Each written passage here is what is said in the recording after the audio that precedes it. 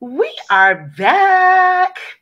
So, Sarita and I had such a good conversation, even though we had to go off live.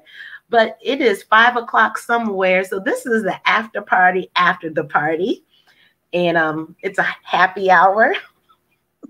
Hers is somewhere. I don't know, but I'll take mine. Stop playing, Sarita.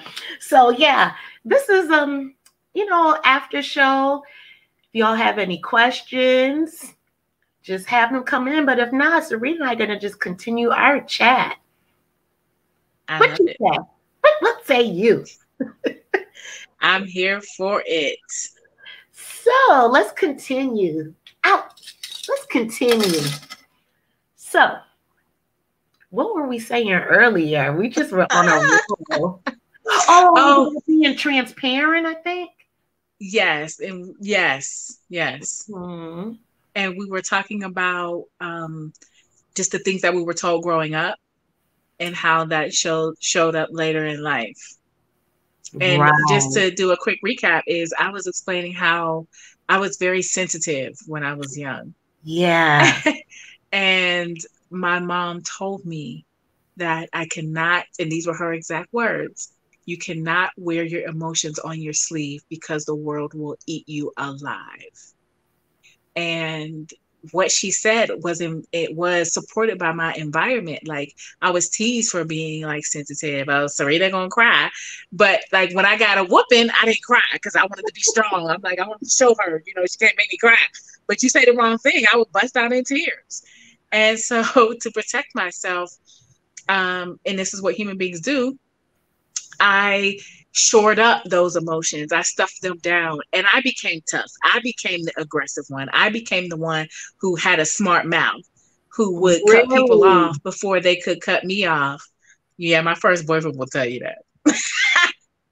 Really? So I had to learn. I said, isn't that something? Yeah. Just, oh my God. I'm just doing a couple of things here after the show. So, were you sensitive as an adult, even though you had the slick mouth? Yeah. And so that's a good question because I call all my friends sensitive bitches because they could be so bitchy, but then be sensitive. And I was the same way. And I didn't see it until my friend said, you're sensitive too. And I was like, I am. So stop talking to me like that, even though I just cussed you out. Like, I didn't realize that that's what was happening because I didn't have the same reactions I did as a kid. Because I would protect myself by being tough, by being mean, by using sarcasm. So I had those defense mechanisms, but the reality is that the sensitivity that it doesn't go anywhere. And I think for many Black women, it's like it's not okay to show that. It's not okay to let people know or even acknowledge when your feelings are hurt. Yeah. And yeah, so I mean the sensitivity was there, and it wasn't until I met someone as an adult, as a doctor, we became very close friends, and she was super sensitive, and it was so damn annoying to me. Why was it annoying? Because was it foreign? It required so much work for me. This was before, like, I have always been on a healing journey, but I wasn't a therapist.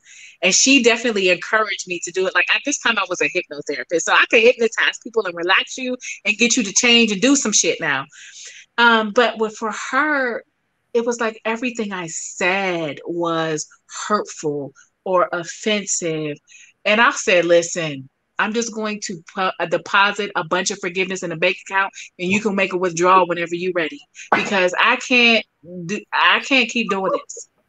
But I loved her as a friend. So what I recognize is she's being honest with how she feels. You may not agree with it, but because you care, you have to respect it because you know what that's like. You know what that's like to have people disregard how you feel. Right. And I started to take responsibility for how I was communicating with her, what I was doing, because it helped me to grow too.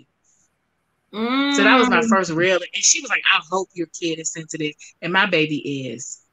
Is And I she? said, "My baby," and so is my husband. I was like, "What?"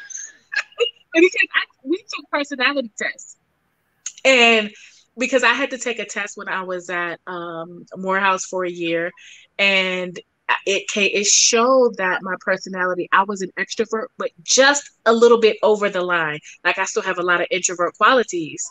But also my personality type is the same as what's the Microsoft guy's name? Bill Gate. Gates.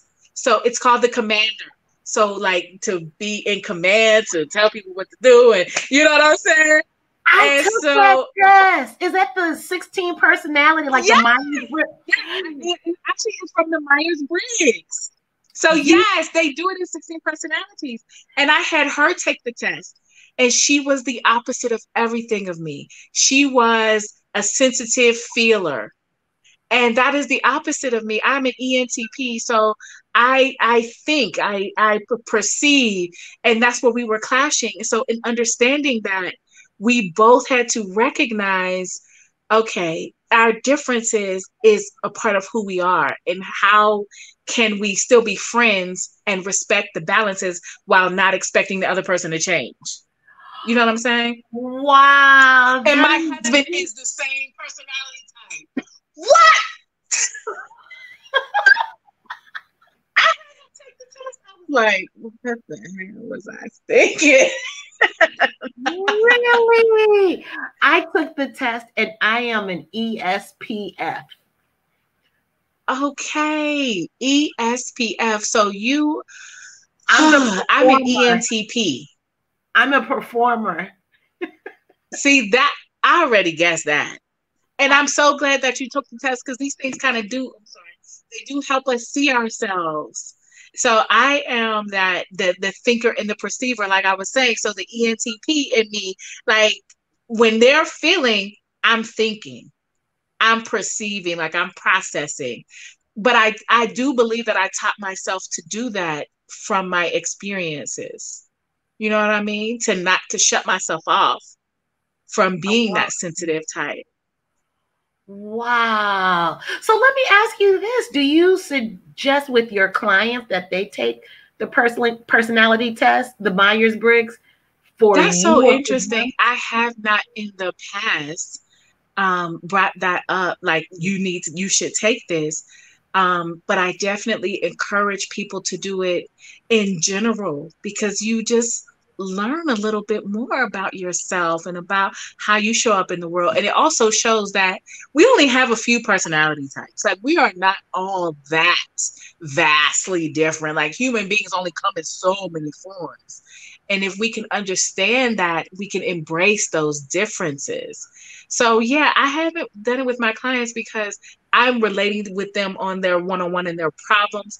And it helps to understand, though, when you're dealing with relationships, like with other people, like in your work environment, that is where it really shines and makes a difference. Like you understand the value of it, if that makes sense. It does. It really does.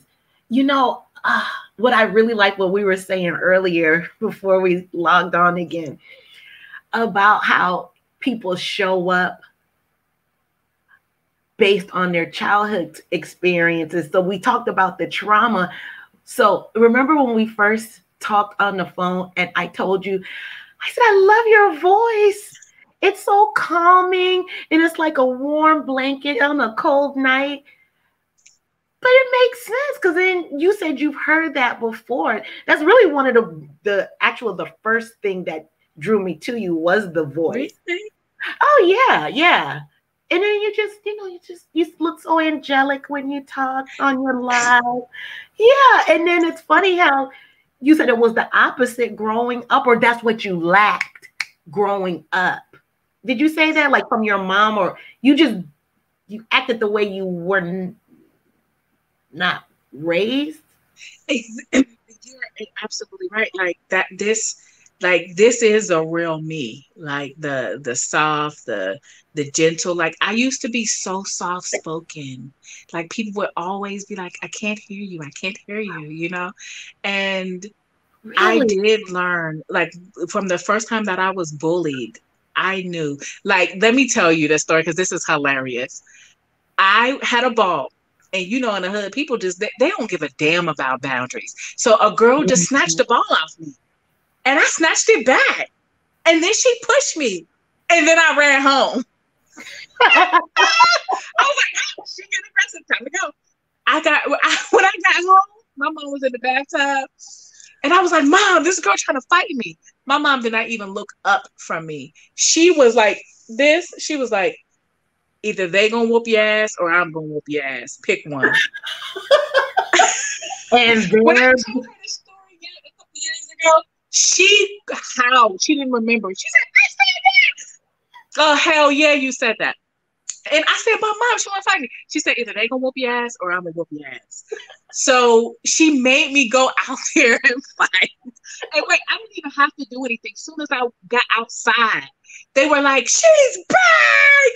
And they girl, I'm like, I don't even know what happened. I can't even tell you.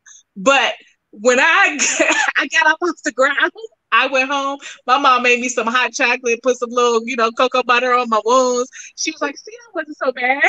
You survived. She was like, if you run now, you will run for the rest of your life. You have to stand up for yourself. And I learned that day that, honey, I have a voice, and I never cussed growing up, okay? Because, I had to go to church every Sunday. I learned that day that I can wield this mouth and cuss people out, and I can fight if I need to, and nobody ever fuck with me again. So when you talk about, you're laughing, but that is so for real. I realized that I could not. My mom told me the world would eat you alive, and they was trying, and there was something in me that wouldn't allow it. I wouldn't allow it, and I was never bullied again. And there it is. And there goes the gift that started. She put the seed in, and Mom watered it. She's like, you better go for I beat your ass. Yeah, but see, the problem though, the trauma starts is because then we don't know how to discriminate as kids, or even sometimes as adults, because you've learned that, like, when to use that and when not to use it. You know what I'm saying? Like, now at work, somebody say the wrong thing, you might pop off. Or in your relationships, anybody does something, you like, you trying to control me, you don't tell me what to do, you ain't my father. You know what I'm saying?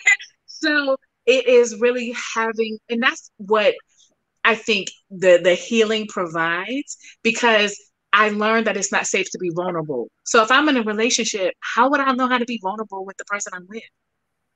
You know what I'm saying? If I never learned that, and I learned that the world will eat me alive, I'm going to open my heart to this man, even though I think I want to. You're not, because you're going to pick men who aren't going to require you because they ain't interested in your heart. Exactly. And there goes that unavailable man right there. Emotionally unavailable, and damn Billy again. Billy and Susie. Exactly. So I do think that's how my personality has kind of shifted. I mean, I'm still here. I'm still there in here, but I just think about things differently instead of just feeling everything. Yes, I've done a show on my pod, and it was called Reacting versus Responding. Yes. And when I've done the inner work, I'm thinking, damn, this isn't good, because I spent my whole entire life just reacting, but it goes back to that survival skill. And it was just that mouth, just that mouth, that slick mouth. But you know where you learn to have that mouth from,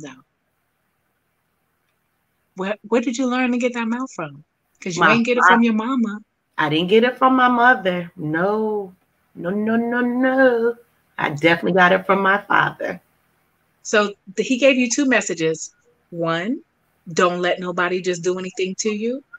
And then two, I mean, and that's what trauma does. It can divide us. Like, and we didn't even get into this part, but this is something that is so important that I teach on, is that we all have parts of us, right? You know, I have a part of me that gets angry, a part of me that is sensitive, a part of me. And what happens is when we experience trauma, our parts that's where the dysfunction shows up. So your dad had a part of him that wanted to protect you, right? And I want you to be strong and I want you to take care of yourself. But another part that was probably wounded that would also lash out at you. You know what I'm saying? So you learned, it would make sense that you would think that that is what love is. That's what people in love do. You know what I'm saying? Yes. Let me tell you this story. Oh, I'm sorry. Go ahead. No, I'm done. You know what? You're right. Because when I was a little girl, I'll never forget this. We went to the mall. We were in the park. I can see it right now on the left side of the car. We were already parked. And my mom and I were getting out on the right side of the car. On the left side of the car, the driver's side where my father was, this guy pulled up.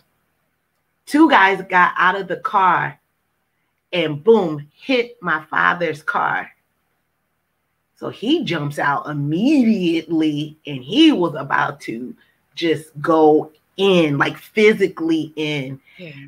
Now all of a sudden it's like he's so with his slick mouth, and then the guy said something smart to him. Now he wants to fight this guy. Now he's protecting us. My wife and daughter are in that car. Well, you could hurt them and kill them. So my mind, like, oh, he is protecting our honor. Yes. I'm about to throw this computer across the table. That's it. Oh my God. And then that's so many of us view that as protection and love, because it's like, you know, women will be like, hey, you want a man, you ain't gonna fight for me. You not gonna, you out here, you need to go handle this. You need, like, you know, we've seen it, right? Like, you want somebody to be like, you know, taking charge, and that's what you're supposed to do. And I'm not saying men are supposed to protect women at all, but I'm saying that when you have a person, a caregiver, a person or a family member in your life who, on one hand, wants to protect you from possible violence from other people, but then they causing violence and raising hell in your life at the same time, that's confusing as hell. It's for anybody to deal with it. It doesn't even make sense. And that is what it's like to be in a dysfunctional home, and it can be traumatic. And I mean, I think because I had that same experience with my mom, like, and she, and I didn't even mention this. Research shows that traumatized parents are both overprotective and overreactive. I'm sorry, I didn't think about that while we was on that. But when you think about that, if you overprotective and overreactive, like, you just a lot. Mind blown. You are so funny. It's like a textbook case, what you're telling me now. Oh my God. That's it. So, I mean, when you think about, you said even at work, it would make sense. Just how it is and how the people that you're attracting, because that was my same experience. Let me tell you this story. So this female that I know, it is funny how you say how you grow up and you expect a man to be that brawny and ready to fight. So she went on a vacation. I hope she's not going to listen to this. We're not Facebook. Well, you didn't use a name. Okay. So she was telling me how she went on vacation with her man, and her man, he's real calm. I know him very well. He is just calm, almost fawn-like-ish. So to me, now that I'm thinking about it, they went to this vacation and they went to a nudist beach. She has a really nice body. Really, she lifts weight. She's really nice body. So they went on a group couples vacation. Uh-huh. And so she's walking around with a thong, which is fine. Yeah. She's walking around with her tits out, breasts all out. Well, now she's walking in front of his friends and his friends' wives. And ain't that what they went there for, though? They did, but you're right. That was too much? Well, because my friend, he said he felt uncomfortable because his friends were looking at. Okay. Then I mean, you shouldn't be doing it. Yeah, men are going to be men. I mean, humans, I should say, will be taking a look. But when she kept walking other men, and you're right, that's what you go there for. It was clothing optional. But other men, they started saying things, which was disrespectful. But now she's going extra and she's bending over. You know, you can see right up her ass. And so now she's upset because her boyfriend isn't confronting the men. So to me, it's like, I'm thinking you're setting up these situations to force him into becoming physical with these men. And she did the same thing. So you're not going to say nothing? But meanwhile, her ass is hanging out. You can like literally look. Come on. That just, to me, I don't know. To me, it seemed like she was setting up a situation and it was uncomfortable. So now my friends feel like he has to go defend her honor. And he said, well, can you just put a shirt, like at least put a little top on? No. If they can't handle my breasts out, then that's too bad. What's your opinion? Well, I think we all have a responsibility, like, because to put yourself in a situation. I don't think women should ever be like, harassed or abused, obviously. Mm-hmm. I do recognize, though, if you got some nice body and you got some nice breasts, as my friend says, her breasts are tight. They're tight. Okay, cool. And you looking good, honey. Like, even if you had on clothes, they would be looking. So if you surprised by this, and it's not even the surprise, it's the now you are shaming your man in public about how he's supposed to defend your honor when you don't walked out honorless. Yeah. Come on now. And anyone who knows me, I am not frigid by any means. I'm really not. And I've done clothing optional, or topless, I should say, out of the country. But I don't even think, in my opinion, I really don't even think it was honorless for her to do that. But it made her man very uncomfortable because, yeah, he can deal with his friends, but these men who he doesn't know, there's about 5 of them. He can't fight all of them. I don't know. But see, when I say honorless, meaning not that she did something bad, but you don't have on a shirt. So I mean, I think everybody has to take some responsibility, and it's okay. Like, you don't have, if you want to go shirtless, that's fine. I guess my thing is that we also have to understand human beings will be human, and people are going to be looking. And sometimes men are inappropriate. Many times, strange men can be inappropriate. Now, I think the couple has to decide how they want to deal with that. Because to make it about your husband having to do something to intervene on your behalf when you're already in a very delicate situation I think is very shaming to do it in that way. You ain't going to defend my honor. Like, we're not in the hood. And if something if something was wrong or they did something wrong, it could be handled without having to have someone get physical or get aggressive. Like, we can deal with conflict in many different ways, especially when everybody here is half naked. Like, we don't have to go there. And for her to do that, I'm not going to judge it because, I'm not going to judge it. But what I'm saying is that ain't helping their relationship. It ain't helping him and his self-image and how he, deals with things in public. And then it probably is like, well, why are we even coming here and doing this stuff? Like, why are we even doing this? Yeah. So those are just my thoughts, that it can create so much conflict if the couple hasn't decided how they're going to deal with conflict in a way that is healthy. I don't even know why I brought that up. I don't Wait, know why you did brought you it up fight a yet. lot when you were younger? Like physically fight? Like just ready? So, not a lot, but I had a mouth, so that definitely helped.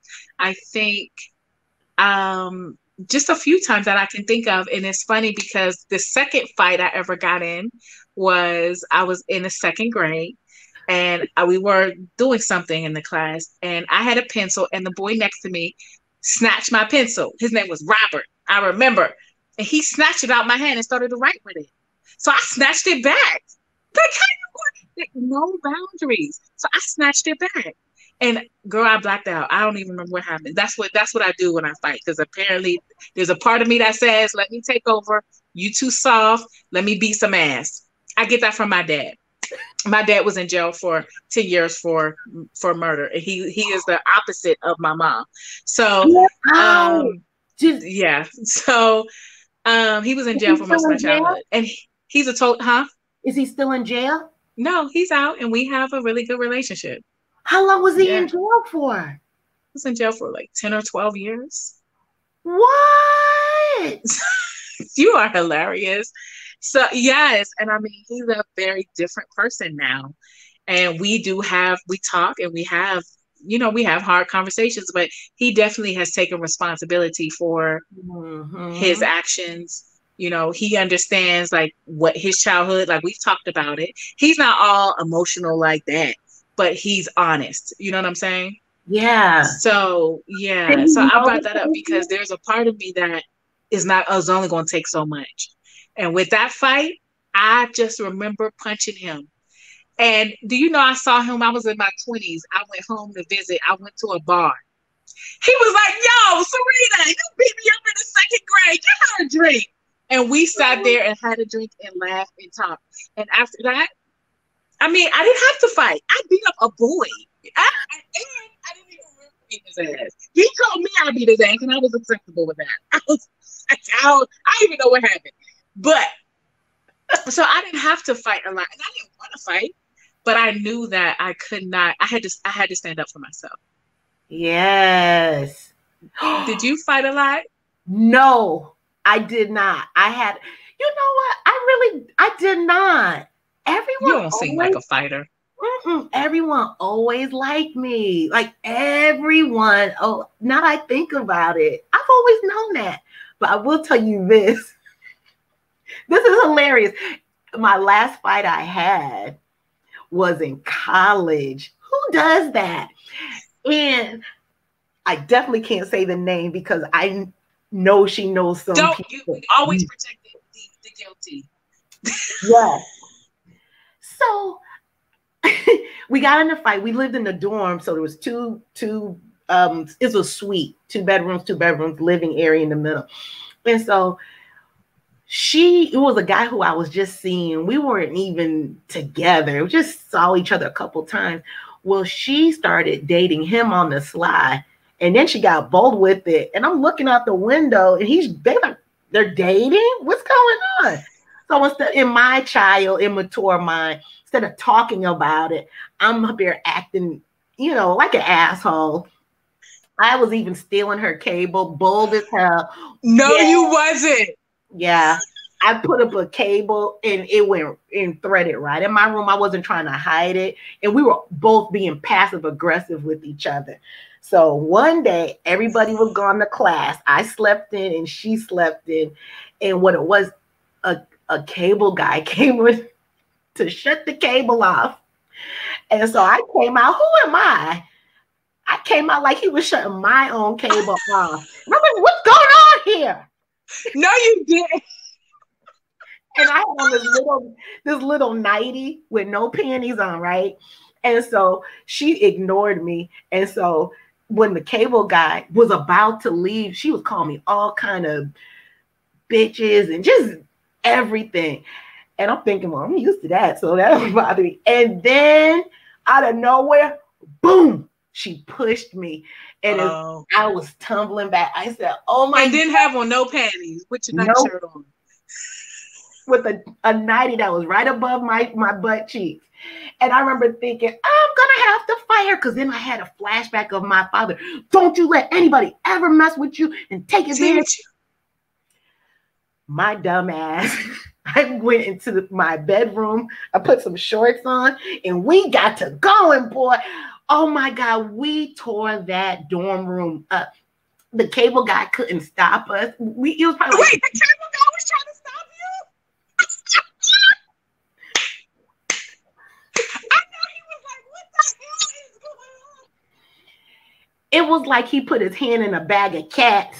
It was on. And then I'm like, I haven't fought since the 70s. And then out of nowhere, boom, she punched me right in the nose.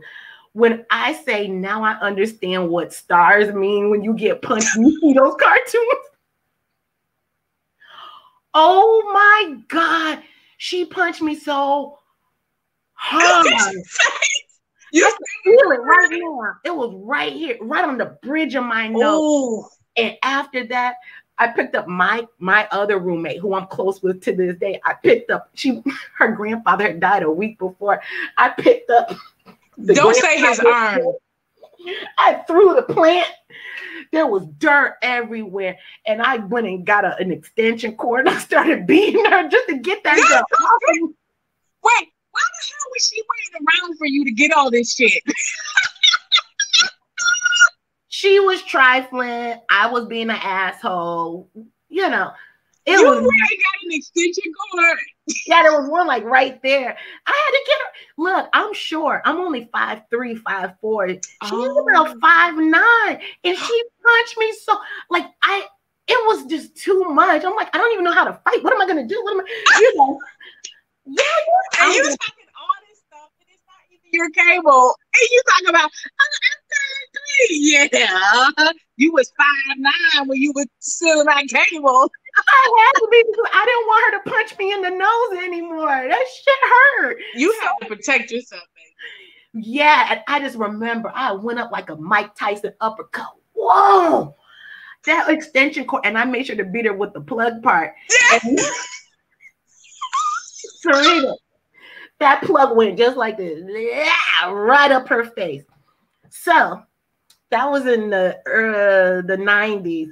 And this was in Alabama. I used to go to school in Alabama. Do you know,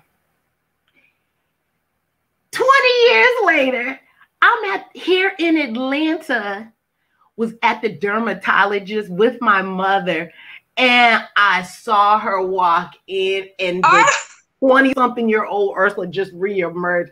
I'm like, oh my gosh, she is gonna beat my ass right now in front of my mother.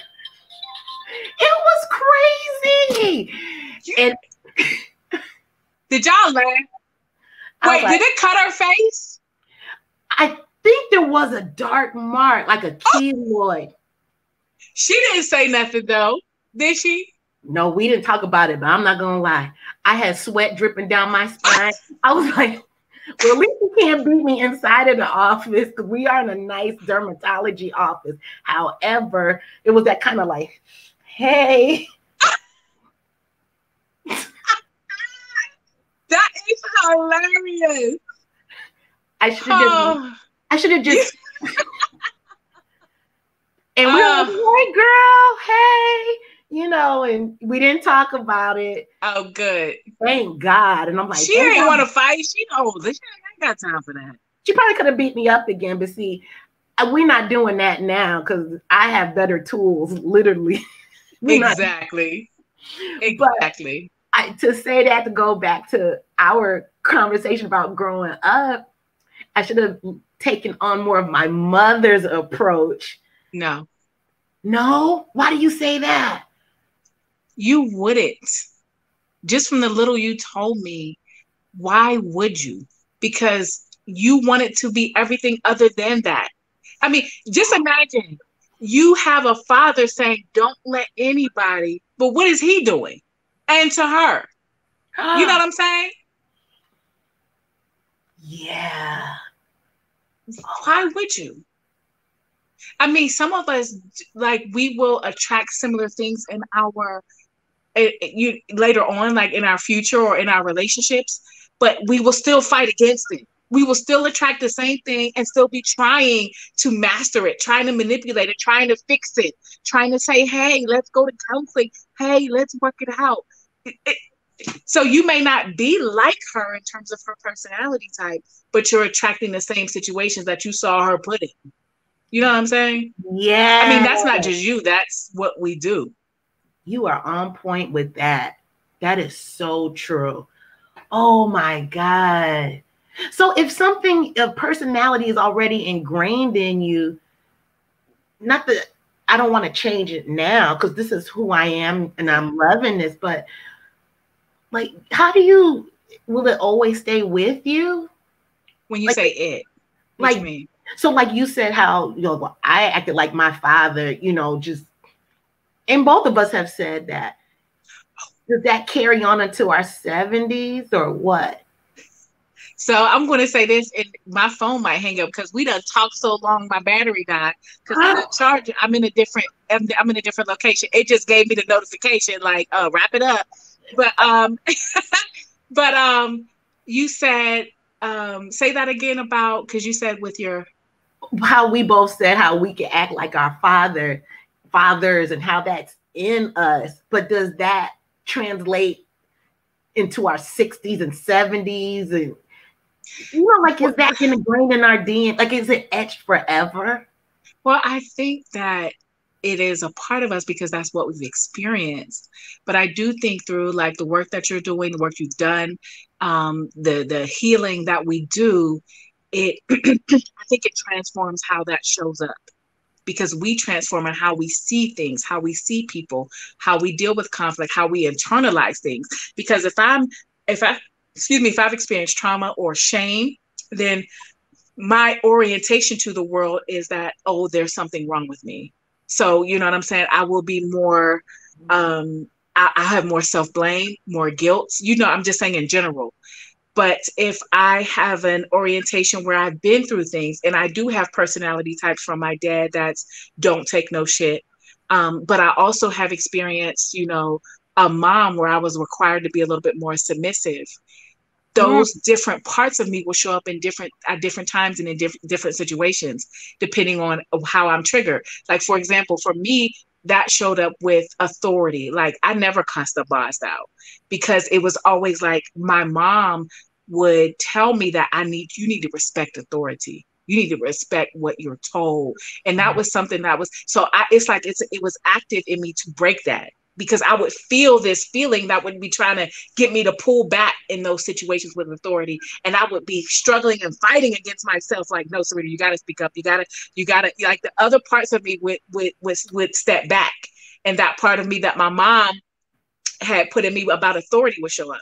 And then there's other times like with my dad, and with this whole, you know, I ain't taking no shit would show up, like in my relationships. Right.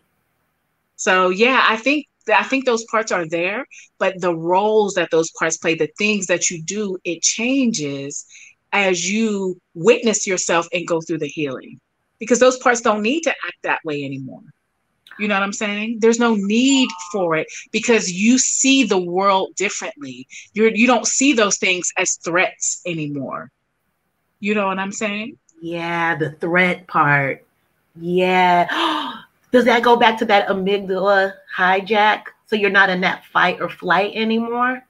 Well, think about yourself, because you've talked about your experiences. When, first of all, if you heal the source, then the trigger is gone.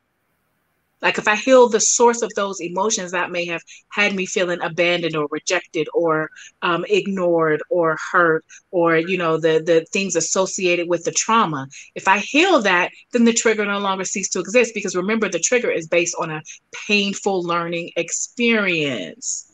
So if I'm healing those aspects in me, I'm not viewing those things that happen to me in the world the same way. I can say, well, he's hurting right now. That's why he's talking to me that way. Whereas when I was hurt, I would be like, why the fuck you talking to me like that? You disrespected me. I wouldn't even think about how he was going on or when I'm like immediately in defensive mode. You know what I'm saying? Oh, So the yeah. experiences, the way they're interpreted change.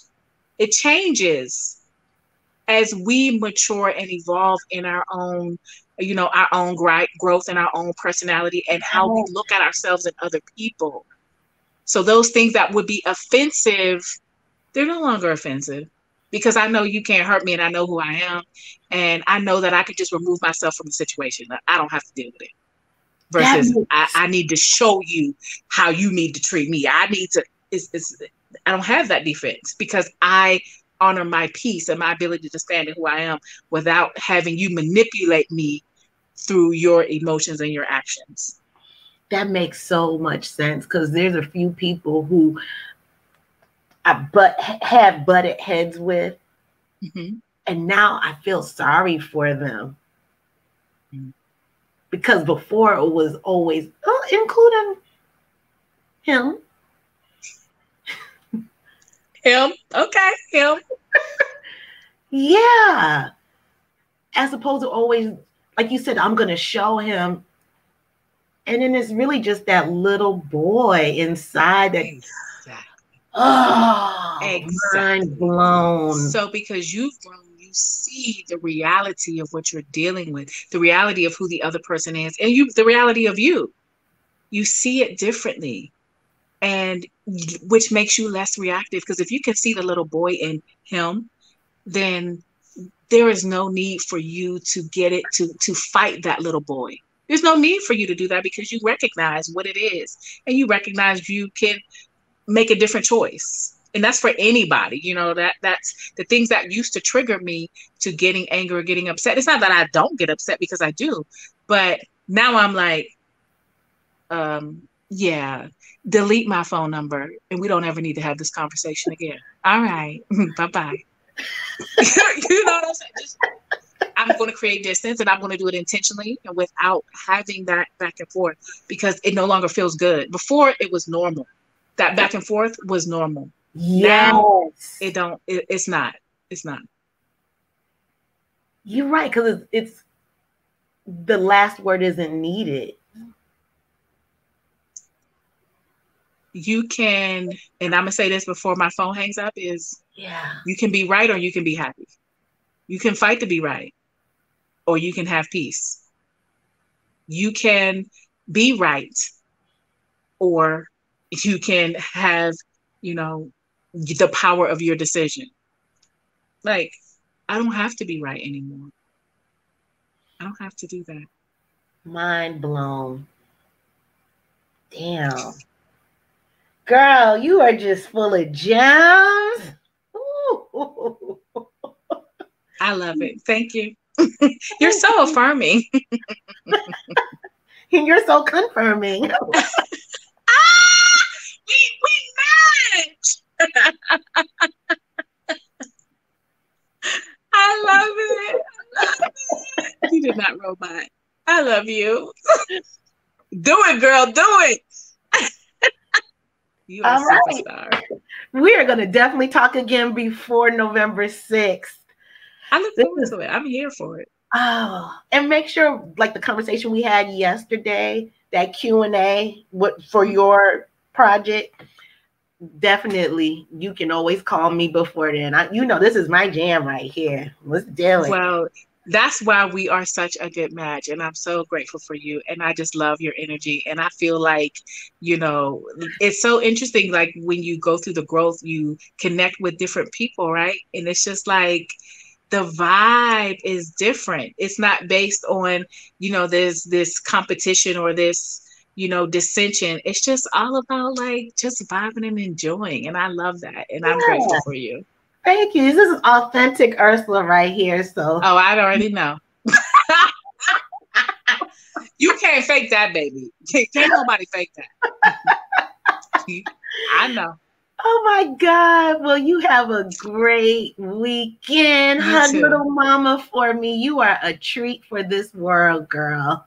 Thank you so much. I love you. And I will talk to you soon. And thank you, listeners. Everyone has been so amazing. Oh, yeah. We are recording, aren't we? Yes. I get like this when I talk to you. Just, it's the best. Yes. Everyone, we'll have another happy hour. This time we'll have a Q&A for sure. Take care, Cerita. Mwah. See you Mwah. soon. Take care.